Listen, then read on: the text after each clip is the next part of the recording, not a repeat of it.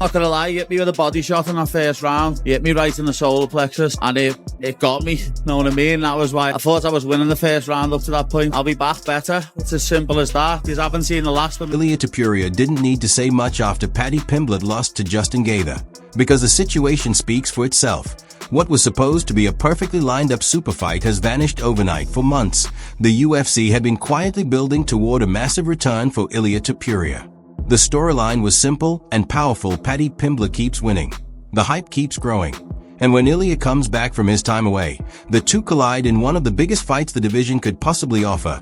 .it was marketing gold, Europe versus Europe. Two undefeated narratives on a collision course, star power, controversy, and styles that guaranteed chaos. Fuck do you want, really? How many fights do we sit through, whether it be boxing or MMA, where you've got two fighters in there who are, yes, they're fighters, but they're not fighters to the level that some people are. There's some fighters who were willing to die to win a world title. That's what we were talking about in there tonight. They were risking it all. They never took a step backwards. They were constantly trying to brutalize each other. That was a throwback to the days when I first started watching MMA. Those are the fights that built the UFC. We're talking Randy Couture, Chuck Liddell, BJ Penn. We're talking a level of violence that blew a demographic of men away, where we were like, holy shit, we need to start watching fucking this cage fighting shit. This was a throwback to those classic old MMA fights. Yes, it might not have been the best technical fight you've ever seen. Who gives a shit? Sean O'Malley's fight, the fight beforehand, very technical. Will anybody remember it? Will they fuck? No disrespect to Sean, he's a fucking talented fighter. But when it's do or die like that, it just fucking, it lives in the memory. And that's a fight of the year contender. We're in January. Yeah, no, I remember when Paddy first arrived in the UFC, you were saying stuff like, well, his entrance is good and it's all well and good to get the fans, but he needs to be able to fight. Obviously, we've seen him have great wins before, but to show you the durability he had in that fight tonight, do you feel like even though he lost, he considered one of the best in that division moving forward? No doubt about it. I mean, he was the favorite tonight. I think that's what every other one, he's the underdog and everybody thinks he's going to lose. Tonight he's the favorite. I don't think that his game plan was the greatest. Obviously, tonight he showed he is tough, he is durable, and almost I mean, especially against Gaethje. And you're eating those punches from him. You know, it's one thing to say, listen, I'm going to come out. I know I believe in my durability. I believe in my chin, and I'm going to go toe-to-toe with this guy. But when it starts to not work, at some point you got to say, you know what? It's the third round. I got 2 rounds left. I might want to try to take him down and submit him here. Oh! Pimblett standing up like a fucking Christmas tree. Shoot, you fucking oh, good lord. There we go! Justin can fight this all day. He can do this all day long. He'll do the jab, he'll come behind it, get close, and then he's gonna get you close to the octagon. He's gonna start fighting you with his hands. He's gonna hit you with the right hand. That's what he does. And he's pulling away. For somebody with good grappling, it's like, go underneath, shoot a takedown. He's trying to fight a bull that you don't have the power to beat the bull. And all Paddy has to do is go to his back and he's good. Go around him, Justin. Just go around him. Yeah, Justin Gaethje won that. I think Paddy Pimblett did not follow the corner's game plan. What we were watching was a clash of control versus chaos, precision versus bravado, and it delivered. Then Justin Gaethje entered the picture. Paddy wasn't humiliated or steamrolled. He showed grit, durability, and an iron chin. But effort alone doesn't earn wins at this level. And in the UFC, losing changes the entire equation. From Ilia Topuria's side, this outcome is irritating for more than one reason. A fight with Paddy Pimblett was never just about a title. It was about momentum, storylines, and long-term legacy. Beating Paddy while the hype was at full volume would have carried extra weight. It would have felt bigger, louder, and far more personal. Instead of that explosive rivalry, Ilia now finds himself preparing for Justin Gaethje. Listen, Justin Gaethje won rounds 1, 2, and 4. Very clear, by the way, as well, especially in the first 2 rounds. And Pimblett won rounds 3 and 5, I thought. Very clearly in round 3. And then round 5 was a scrappy round that I thought he got the better of. This was a great scrap. I have no idea how Paddy Pimblett did not get flatline KO'd on about 50 different occasions. If he lost, yes, he did lose. And if he lost any stock from this, the one saving grace is that he's been saying for a long time, we don't get knocked out, lad. And that would be the worst thing to happen to him. If he got KO'd in one of these fights badly, that would just be his ridicule forever. What happened to Scousers don't get knocked out, and it'd just be images of Paddy Pimblett out cold. I have no idea how he didn't get flatlined in this fight. Justin Gaethje was cracking him with so many overhand rights. And the worst part was, it's not even like you were understanding why he took the shot so well. Oh, he was rolling with that one. Oh, he tucked into that one a little bit. He saw it coming. I could see the shots coming.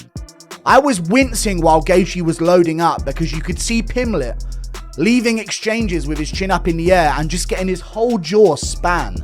And somehow he's still in the fight and throwing back. Absolutely crazy fight.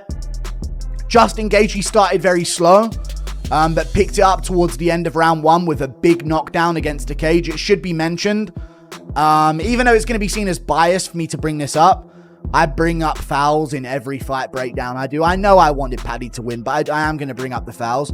Gaethje fought very fucking dirty in this fight. A lot of eye pokes, a groin shot as well. I think Paddy Pimblett had a groin shot that he landed too, but that was towards the end of the fight where it was just an absolute mess of a scrap between the two of them. He delivered in the main event, capped off with a war. Just give us your thoughts on Justin Gaethje and Paddy Pimblett delivering a 5-round battle. Yeah, I mean, what a couple. So Paddy Pimblett at the weigh-in yesterday says, I'm going to knock this motherfucker out tomorrow. And I was like, that's interesting.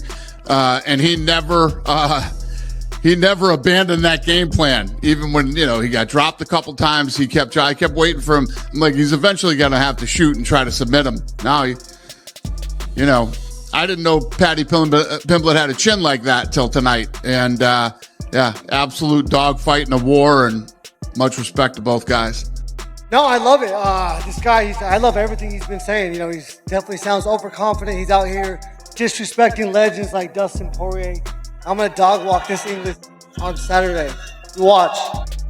Dustin's never got a nice word to say about me, lad. So, I was honest and said he looked like shit against Gaethje. Fucking hell, stop fucking crying. You can't get That wasn't even the fight you were talking about. You said his last fight.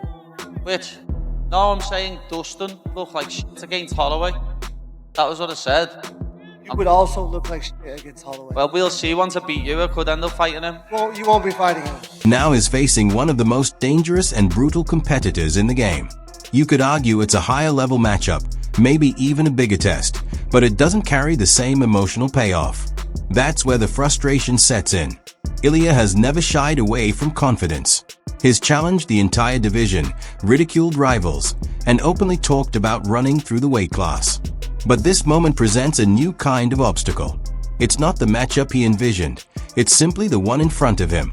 And from a stylistic standpoint, it's an entirely different battlefield. But after the show, we were just talking, and he looked me dead in the eye, and he goes, I'm going to be one of the biggest stars in the UFC. A year before his debut. And I just thought, yeah, maybe. I thought, looking at his skill set, I thought, you know what? You've got a long way to go to get to that elite level, but there's something about him. But I don't know if I fully believed it, but he did. And it's that belief that puts you into positions like this, because yes, he lost the fight, but there was a period where when Paddy had that iffy decision, people thought he didn't belong anywhere near a Justin Gaethje, and he's come on a long way. And I think he can look at this fight one of two ways. He can get downhearted and think, well, I didn't win, or you can think, well, it was my first go at it. I've got a lot to learn. Look at the likes of Michael Bisping. You've got to keep fucking coming in order to get your hands on that gold at some point. And that was the first time Justin Gaethje's gotten to 5 full rounds. And I think Paddy proved a lot to a lot of haters out there that, like, look, all right, you might not like him, whatever. He's got fucking balls and he's willing to fight to the bitter end. Paddy symbolized chaos,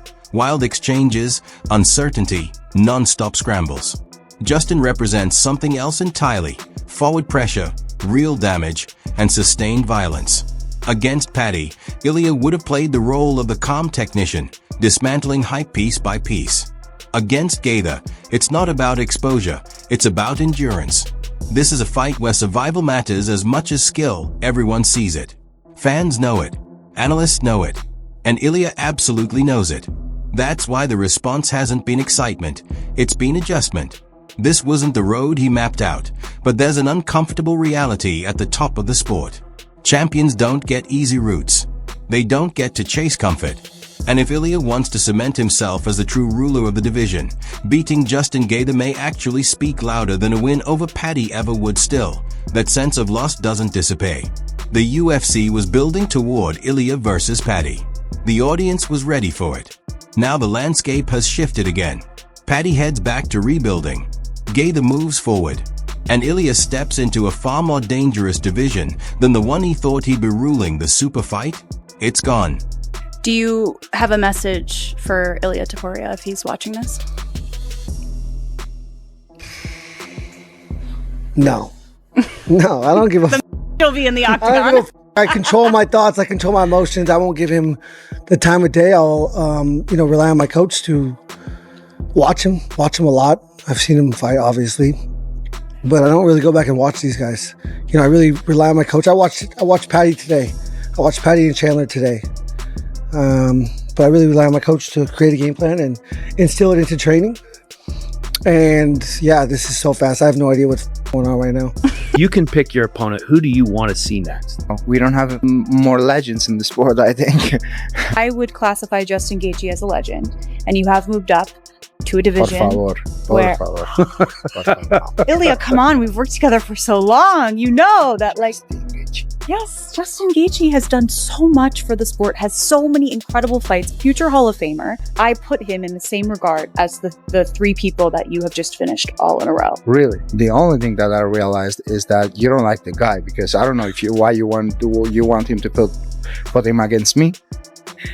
Ilia's striking is leagues above everybody, like just about everybody in the UFC. The wrestling and jiu-jitsu is there as well. His timing, his instincts, it's a hard fight in Gaethje's camp to make the fight competitive. The Gaethje that fought Paddy won't beat Ilia right now. Ilia Topuria versus Justin Gaethje. I got Ilia Topuria knocking him out after you've been dropped so much, and you're going to fight somebody who's a deadly striker, great wrestler, who has a chin, who's willing to put himself in the fire to land that shot. Let's not forget about Ilia Topuria's body work. If this is the way they've gone, it only leaves Pimblett versus Holloway. That's a banger too. Two warriors that laid it all on the octagon floor. I thought Justin Gaethje was going to get Paddy Pimblett out of there on multiple occasions, but Paddy would not quit. Paddy Pimblett kept fighting, but I think the pressure that Justin put on him early gave him enough of a lead to become the interim champion. But Ilia Topuria is knocking out the best fighters that we've ever seen in the divisions that he's competing in. Knocked out Max Holloway and Alexander Volkanovski while he was at featherweight, then goes to 155 and knocks out Charles Oliveira. But Justin Gaethje reminded us tonight, when you overlook him, things have a habit of working out in Justin Gaethje's way. Back to it. That's the low kicks, low kicks. Oh! Oh! What? He ate them! He ate them! That jumping front kick is actually working for him too. For Paddy. Oh! His legs. I've seen his legs. His legs. Now his legs did a thing. His legs like splashed a little bit. Oh my God! Oh my God! This guy's a zombie. Yeah. He's actually a zombie. Oh my God. Oh, he's still throwing back. He's still throwing back. Yeah. Oh my God! Oh. Boy. Oh! He's being rocked like 50 times in this fight, eh? Well, hey, let's do it. Okay. Oh, let's go. Oh, not sure. Oh my God!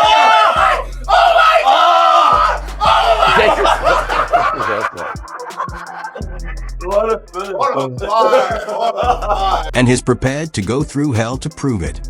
Still, the irony is impossible to ignore. Paddy Pimblett was a single victory away from a career-defining super fight. One loss later, that opportunity vanishes, and Justin Gaethje is the one who walks through the opening instead. Given how popular Ilia's become, how big do you think that fight could be between the two? I mean, if I had any bit of a personality, it'd be huge. But I just can't. I can't lie. I can't exaggerate. You know, it's what I do. It's who I am. It's who my parents taught me to be. But I mean, there's no doubt it'll be the best. One of the best fights that they could definitely put on. It'll be for an undisputed belt, and I think they want to have 6 or 7. Whatever. They want to have as many as possible. So if he's not back by then, they will strip him, and I will be undisputed, and then I'll fight for the belt on there to defend it. Now the UFC faces a new reality, less spectacle, far more danger, and absolutely no margin for mistakes. Justin Gaethje has made his intentions clear. Ilia Topuria is the target. And just like that, the lightweight division feels a lot more unforgiving.